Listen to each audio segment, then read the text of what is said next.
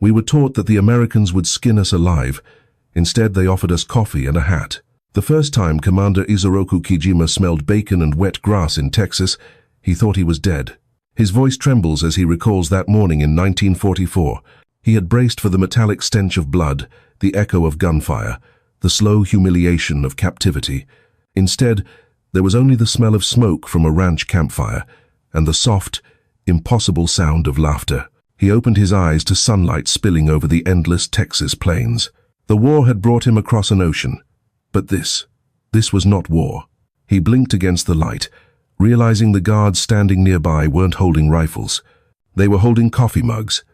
Kijima tried to speak, but his throat was raw. One of the guards, a young man with a tanned face and the relaxed confidence of someone who'd never seen Tokyo, walked over and offered him something.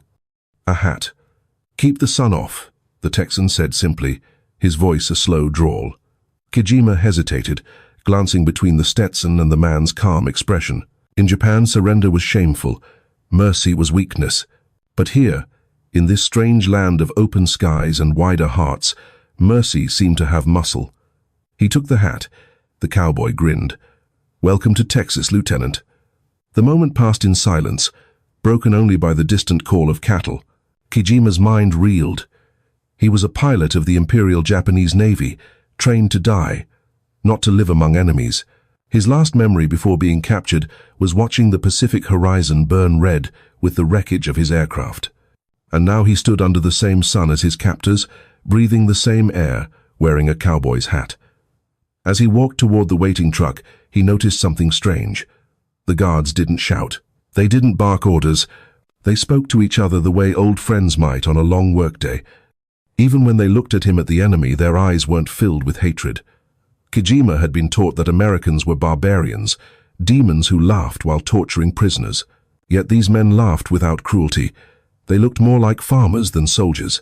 Their rifles hung loose at their sides, almost as if forgotten. He climbed into the truck with a dozen other captured airmen.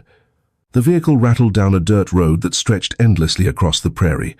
The fences ran to the horizon, cutting through golden grass that glowed under the morning sun. "This is America," one of the POWs whispered in disbelief.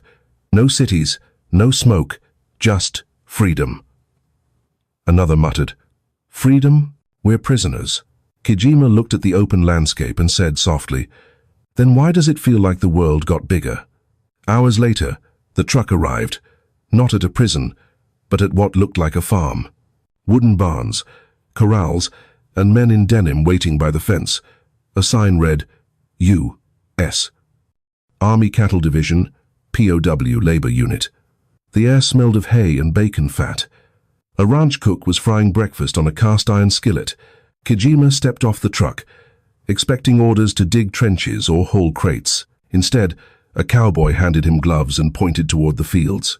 "You boys ever saddle up?" The POWs looked confused. The cowboy smirked. "You're working with cattle today. Don't worry, we'll teach you." No threats, no shouting, just work. As Kijima pulled on the gloves, the absurdity hit him. The Empire had told him America was cruel and godless. But here, the enemy was teaching him how to ride a horse.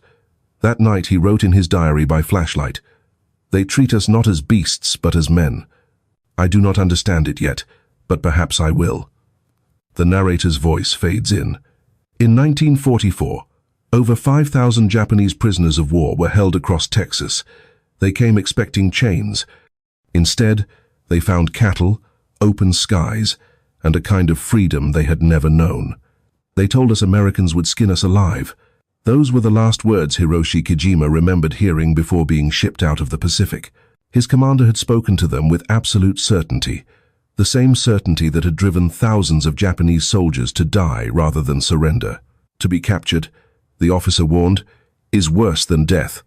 The propaganda was total. Every leaflet, every radio broadcast, every instructor hammered home the same message. Americans were monsters. They burned villages, desecrated the dead, and slaughtered prisoners for sport. Captivity was dishonor. Surrender was spiritual suicide. When Kijima's plane was shot down over the Philippines, he had considered ending his life on the spot. His pistol jammed. Fate, or perhaps irony, intervened. American soldiers dragged him from the wreckage, half conscious and bleeding. He braced for the end, and execution he'd been taught was certain. Instead, someone offered him morphine. Someone else pressed a canteen to his lips. One soldier even muttered, "Hang in there, pal." Pal? The word lodged in his brain like shrapnel. Days later, when Kijima awoke in a hospital tent, clean and fed, he began to wonder whether everything he'd been told was a lie. But disbelief was easier than acceptance. He told himself this must be psychological warfare, that the Americans were playing a trick.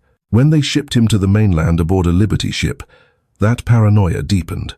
The voyage across the Pacific was long, filled with questions and silence. The POWs huddled together, whispering about what awaited them. "They'll humiliate us," one said, "make us work in the mines."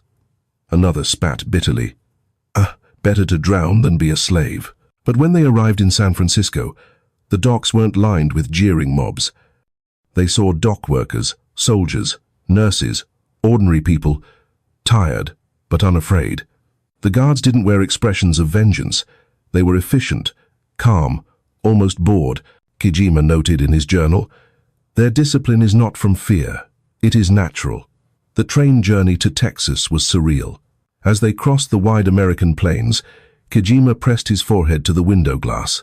He saw nothing of the bombed-out wastelands he expected, just green fields, water towers, small towns. Everywhere, life was abundant. Children waved as the POW train passed. He had never seen such confidence in a people. Japan's soldiers fought for survival. America's citizens lived as if war couldn't touch them. When the train finally stopped at Camp Huntsville, the POWs were marched out beneath a flag so large it seemed to swallow the sky. A captain read from a paper, "You are prisoners of war under the protection of the Geneva Convention. You will be treated humanely. You will not be harmed." Kijima's interpreter whispered the translation. The men looked at each other, confused. It sounded too good to be true. They were given soap, uniforms, and bedding. The camp had running water, a medical ward, even a library. No one screamed orders.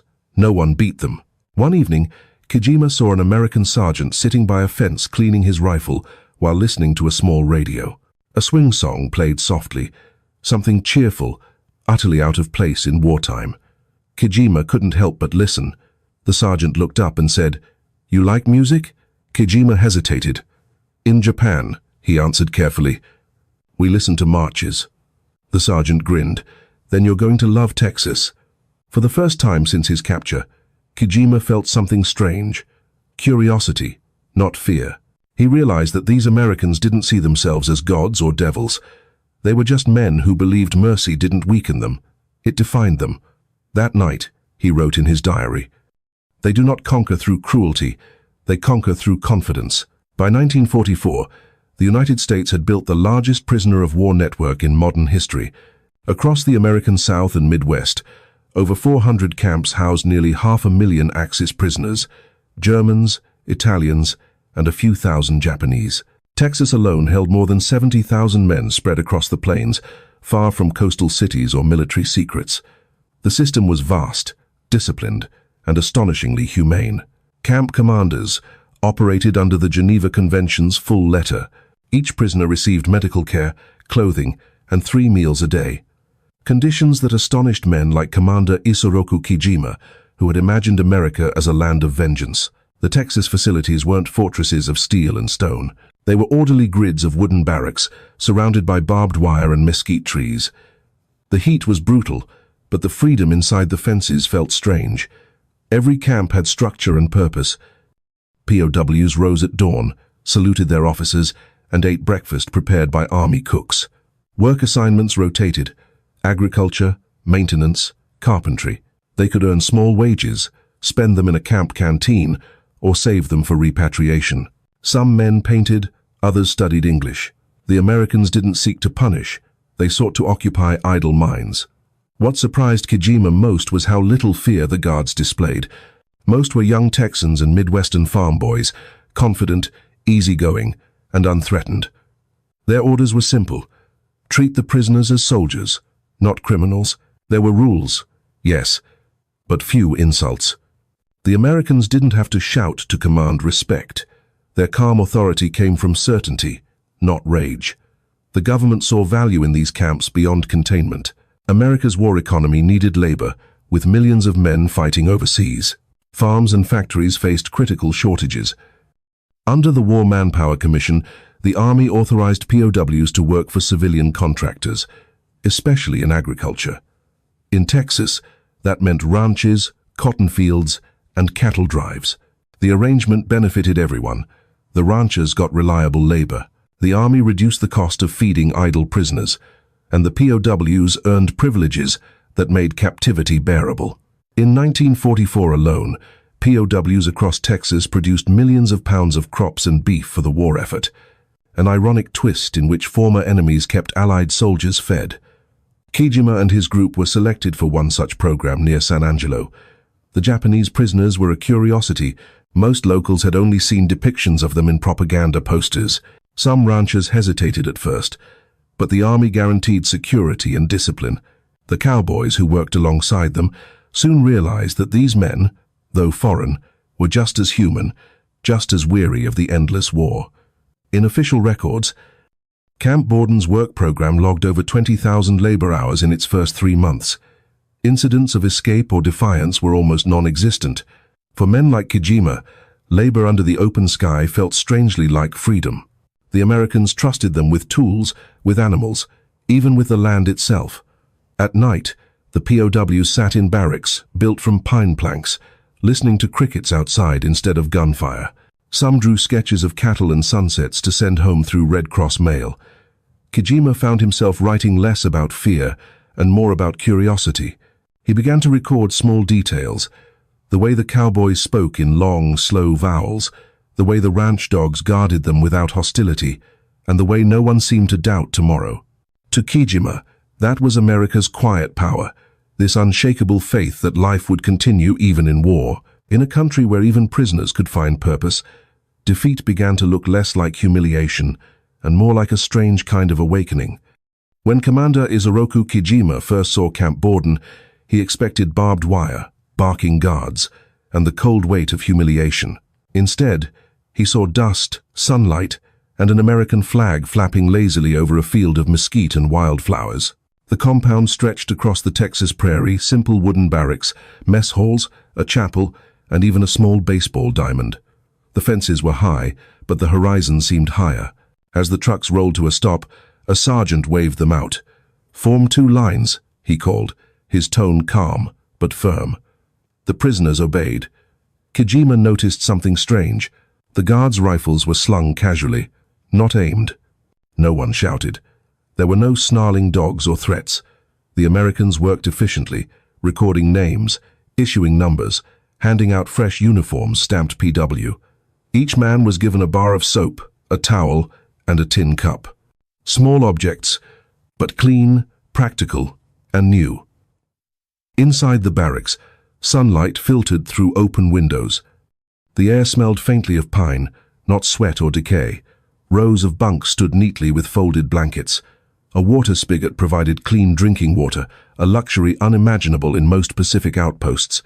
Kijima touched the metal faucet, half expecting it to vanish. "They built this for prisoners," he whispered. That evening dinner was served in the mess hall. The meal, meatloaf, potatoes, bread, and coffee, was simple but warm. One of the men refused to eat, muttering that the food must be poisoned. Another crossed himself before taking a bite.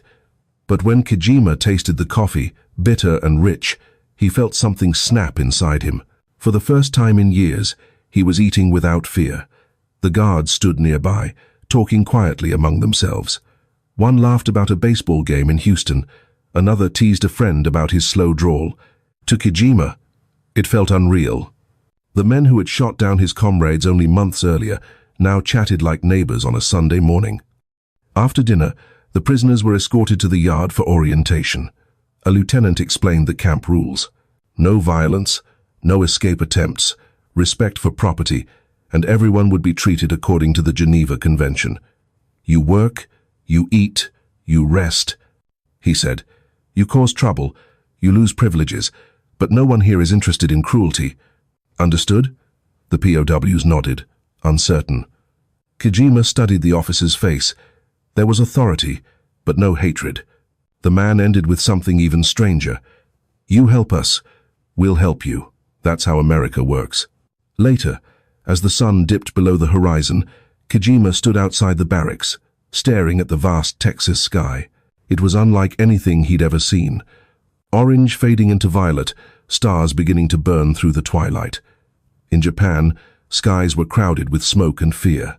Here, they seemed to stretch forever. He thought about his homeland, the ration lines, the bombed-out cities, the propaganda posters showing Americans as beasts.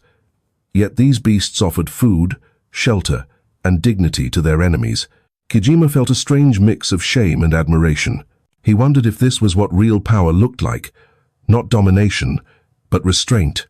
Before lights out, an American guard passed by and stopped near Kijima. "First day is the hardest," the man said, lighting a cigarette. "Tomorrow you'll get used to it," Kijima asked quietly. "Used to what?" The guard exhaled smoke and smiled. "Freedom, I guess." The words lingered long after the lights went out. Kijima lay on his bunk, listening to the faint sounds of crickets outside. In that moment, he realized something profound.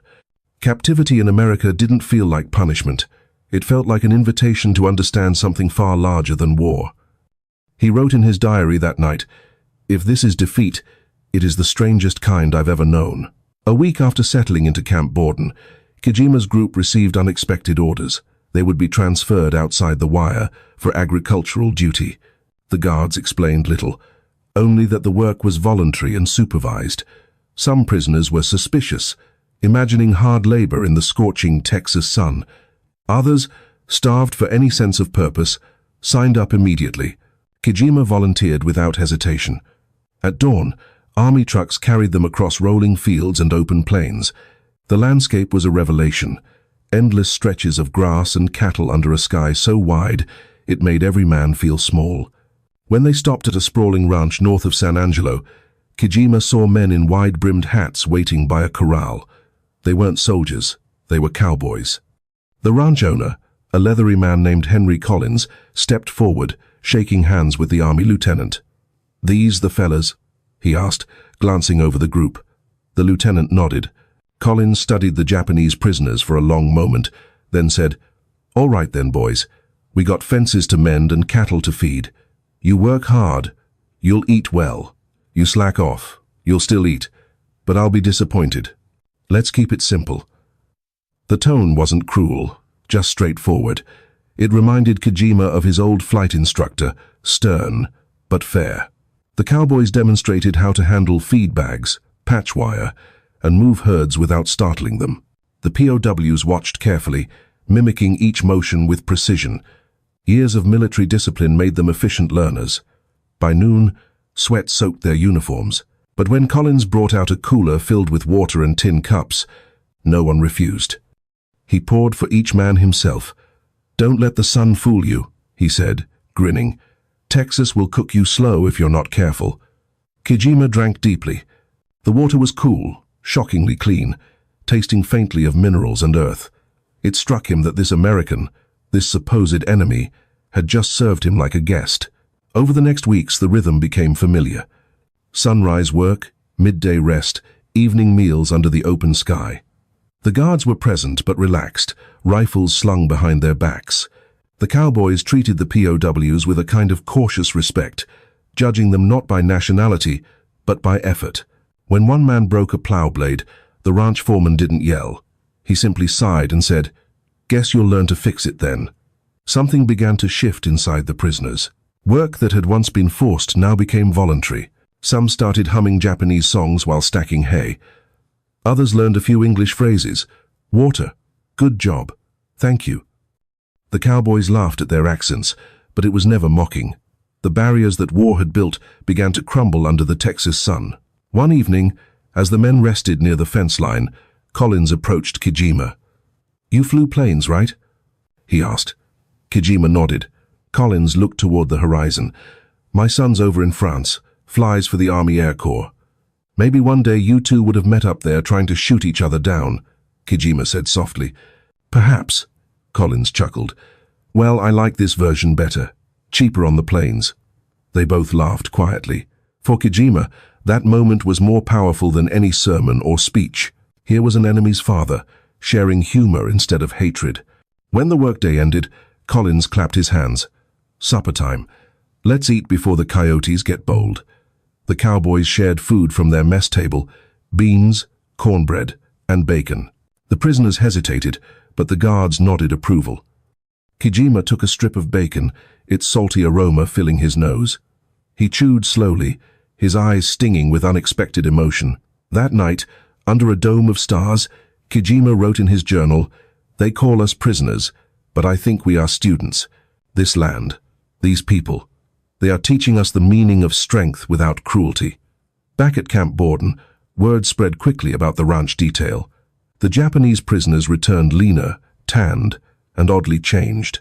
They spoke about cowboys who shook their hands, about working without guards hovering over them, about being treated as equals under the same Texas sky.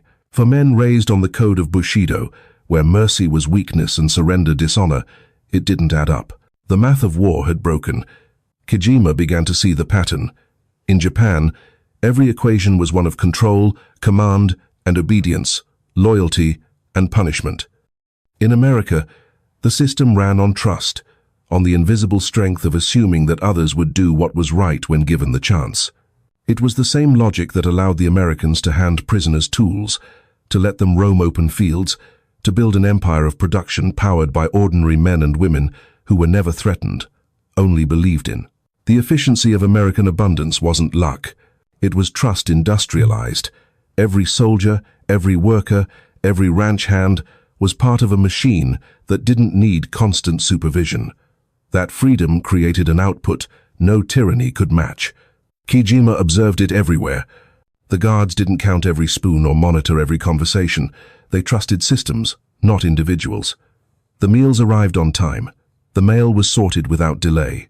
The Red Cross delivered packages with near-scientific precision. It was all so smooth, so stable that it frightened him. He realized how fragile Japan's war effort had been, built on obedience and fear, both of which demanded constant energy to maintain. One evening, Kijima and his bunkmate, Corporal Kenji Sato, discussed it quietly. "They fight differently," Sato said, staring at the ceiling. "They believe in each other too much. It makes them dangerous." Kijima nodded. "In our army, if one man fails, he is shamed.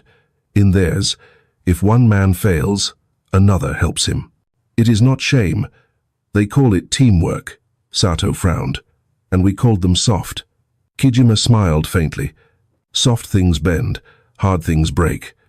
Over the next months, the trust experiment deepened. The prisoners worked on larger ranches, sometimes unsupervised for hours. No one tried to escape. Even when trucks carried them through open countryside, not a single man made a run for the horizon. Where would they go? To a war that no longer made sense, to a homeland that might already be ashes. The Americans noticed. Camp commanders filed reports praising the Japanese workers' discipline and cooperation. The Army's own evaluations noted a remarkable willingness to adapt. What none of those reports captured was the deeper exchange taking place, an unspoken education in what power truly meant. For Kijima, the revelation was personal. He had once believed that victory came from strength of will, the harder nation, the more disciplined soldier, the unbending code. But here, under the Texas sun, he saw a new equation: strength multiplied by compassion, order plus freedom, discipline divided by cruelty. The math of America worked differently, and it worked better. When letters from Japan arrived through the Red Cross, the prisoners read them in silence. Families spoke of food shortages, bombings, despair. Kijima folded each letter carefully, feeling the weight of two worlds, one collapsing from rigidity, the other thriving through openness. He began to teach English phrases to other prisoners, translating ranch instructions, writing them on scraps of paper. He wasn't serving his captors, he was trying to understand them. Because somewhere between the fences and the fields, he'd realized that the war wasn't just about guns and planes. It was about two civilizations, one chained by obedience and another liberated by trust. As summer deepened, Kijima wrote in his diary, "We built our empire on fear. They built theirs on faith. Now I see which one survives the longer war. December in Texas came cold and dry, the kind of chill that bit through the thin fabric of the prisoners' uniforms, but couldn't quite suppress the warmth that had grown between captives and cowboys. The ranch fields were quiet now, the cattle fattened, the fences mended. For the first time in years, Kijima felt the season of peace approaching. Not as a propaganda slogan, but as something tangible, a calmness that settled over the camp like snow that never fell. Then came the rumor. The guards were talking about something special for Christmas. No one knew what it meant. Some assumed it was for the Americans alone, perhaps a party they'd watch from behind the fence. Others joked that maybe the guards would let them sing if they behaved. But on the morning of December 24th, everything changed. The trucks came early, loaded with sacks of potatoes, crates of canned goods, and even a barrel of something sweet that smelled like syrup and smoke. Sergeant Dalton, the same guard who had worked the ranch details, shouted, "All hands, let's get the tables set. Today, nobody's a prisoner." The men stared at him, uncomprehending. "No work today," he clarified, grinning. "Just food. It's Christmas." By noon, the mess yard had transformed. Long wooden tables lined with tin plates, an American flag overhead, and most surreal of all, music. One of the guards had brought a portable record player, and Bing Crosby's voice drifted through the air. "I'm dreaming of a white Christmas." For Kijima, who had spent holidays crouched in air raid shelters, the sound was almost unbearable. Not because it hurt, but because it healed. The cowboys and guards moved among the prisoners, serving steaming trays of roast beef, mashed potatoes, biscuits, and something no Japanese man had ever tasted before, cranberry sauce. The color gleamed like rubies against the dull metal plates. As they ate, laughter broke out. Awkward at first, then genuine. One cowboy raised a tin mug of coffee and said, "To peace, may we all get home someday." A few of the POWs hesitated, then raised their cups too. Kijima joined them. It was a gesture small enough to escape notice, but in that instant, decades of hate cracked open. Midway through the meal, one of the American cooks rolled out a surprise. A small cake frosted with white sugar. "Baked special," he said proudly. "Didn't think y'all had cake in Japan." Kijima couldn't help but laugh. "Not like this," he replied in halting English. "Too beautiful to eat." "Eat anyway," the cook said, handing him a slice. When the sun began to set, the camp grew quiet again. Someone started singing softly, an old German carol that one of the Japanese men had learned while studying abroad before the war. The Americans listened, then joined in with their own hymn. Different words, different melodies, but somehow they fit together. Two broken nations finding harmony for a single night. Later, as Kijima walked back to the barracks, he passed Sergeant Dalton sitting by a small fire, whittling a piece of wood.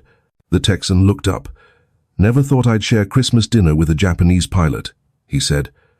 Kijima bowed slightly. "Never thought I'd share peace with a cowboy." Dalton smiled.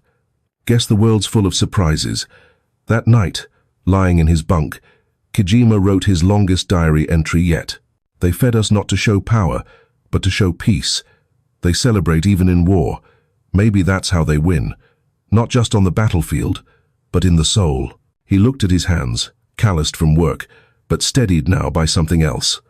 Understanding.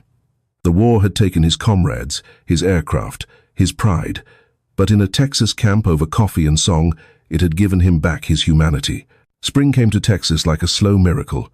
The frost melted, the grass grew tall again, and the war, though still raging oceans away, seemed to fade with every sunrise over the plains. The guards loosened rules. The POWs began working further out on the ranches, trusted to handle the animals and tools as if they belonged there. Then, one Saturday morning, Sergeant Dalton gathered the men and grinned, "Boys, we're going to a rodeo." The word meant nothing to the Japanese prisoners. Kijima tilted his head. "Rodeo?" Dalton laughed. "You'll see. It's where we let the bulls try to kill us for fun." The POWs looked horrified.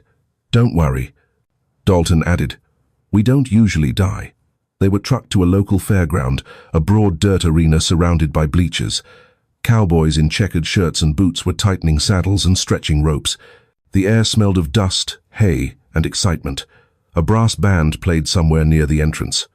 When the POWs were led to their seats, local families turned to stare. For a tense moment, Kijima braced for hostility. But instead, a woman handed her young son a paper cup of lemonade and whispered, "Go give one to those fellas too." The boy hesitated, then trotted over, offering drinks to men his country had once called monsters. Kijima bowed and accepted it, his throat tightening. The announcer's voice crackled through the loudspeaker. "Welcome, folks, to the Abilene Charity Rodeo. Let's raise some money for the Red Cross." The crowd erupted in cheers. The events began: bucking broncos, steer roping, barrel races. Each time a cowboy stayed on a bull for more than 8 seconds, the stands thundered. The POWs were mesmerized. They had seen war horses and machine discipline. But this chaos controlled by courage was unlike anything in their culture. Dalton sat beside Kijima, explaining the events. "It's about holding on," he said. "Doesn't matter how rough it gets, just hold till the whistle." Kijima nodded slowly. "Like life." Halfway through, the announcer surprised everyone.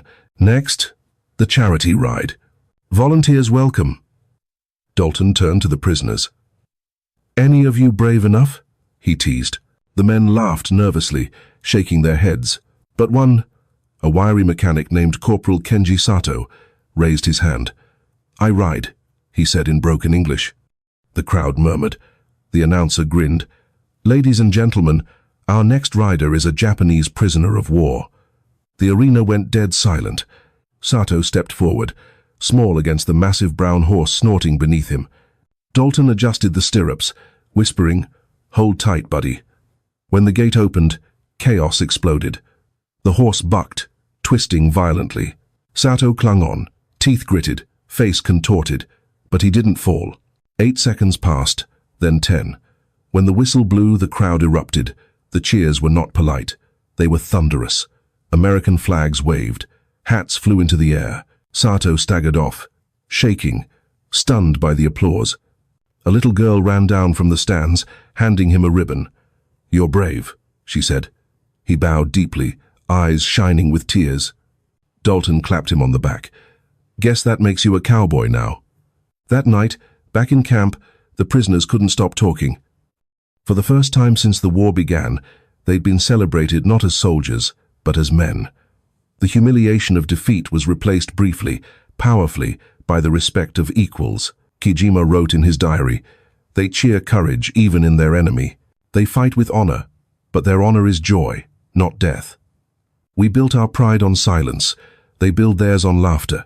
Maybe that's the stronger way." As lights went out, a few men hummed the rodeo band's tune softly in the dark. The melody drifted over the barracks like a promise, one that said the world could be rebuilt not through vengeance, but through understanding. By summer's end, the war was over. The guards at Camp Borden gathered the prisoners one morning under the glaring Texas sun. A radio sat on a folding table, its static breaking the silence before the announcer's voice came through. "The Emperor of Japan has accepted unconditional surrender. The war is finished." For a long moment, no one moved. Then Kijima heard a sound he couldn't name, half sob, half sigh. It came from his own chest. The men around him lowered their heads, some weeping, others staring at the dust. Across the fence, the Americans stood quietly, hats in hand. There was no gloating, no shouting, no talk of victory, just stillness. That night, the prisoners sat in the mess hall, uneaten food cooling on their plates.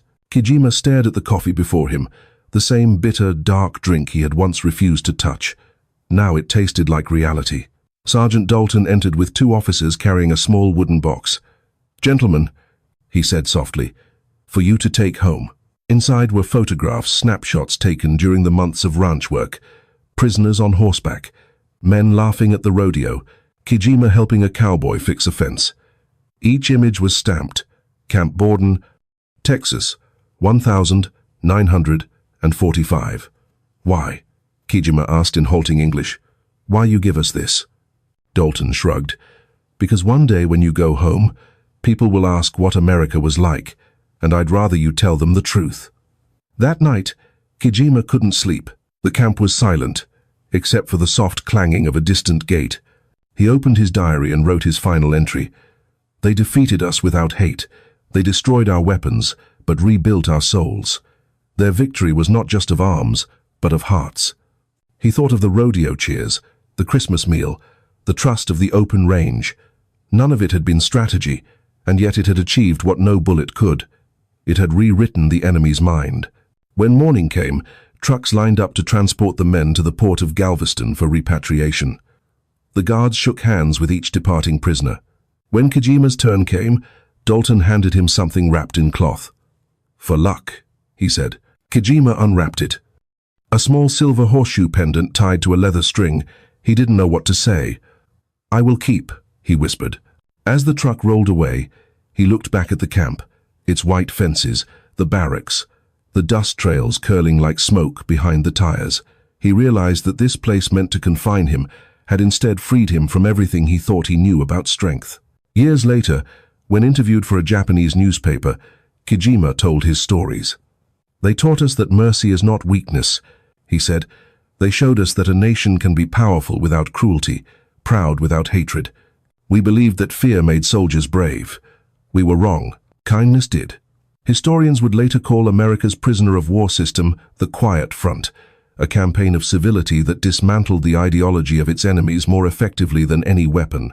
But for Kijima, it was simpler. They fed us. They listened. They let us live like men again. That was enough. The war's arithmetic had been rewritten, not strength minus compassion, but strength multiplied by it. Not command and obedience, but trust and respect. That was the equation that ended empires. And so, when Kijima's ship approached Yokohama harbor weeks later, he stood on deck, clutching the horseshoe, and whispered the words he had first thought in that Texas field.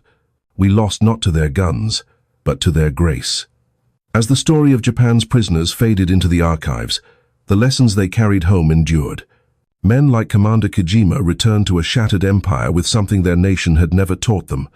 A vision of strength built not on domination, but on decency. They had been warriors once, trained to fight until death. Yet in the wide plains of Texas, among cowboys and campfires, they discovered that the greatest victory didn't come from killing, but from kindness. Years later, when asked what America's secret weapon was, Kijima smiled and answered without hesitation. It wasn't their planes or their guns, it was their hearts. That quote would appear decades later in a Japanese school textbook under the section titled Humanity in War. In the war of machines and ideologies, America's quietest power had been its mercy, an engine of goodwill that broke hatred faster than bombs could destroy cities. And as the camera pans over the endless Texas horizon, the narrator's final words echo like a closing prayer. They came to America as enemies. They left as witnesses because sometimes the most powerful act in war is choosing to be human. That was a deeply moving narrative, focusing on the Japanese experience in US POW camps. I'd be happy to discuss the logistical differences in how the US managed German, Italian, and Japanese prisoners, or perhaps focus on the specific role of the Geneva Convention in shaping the Quiet Front.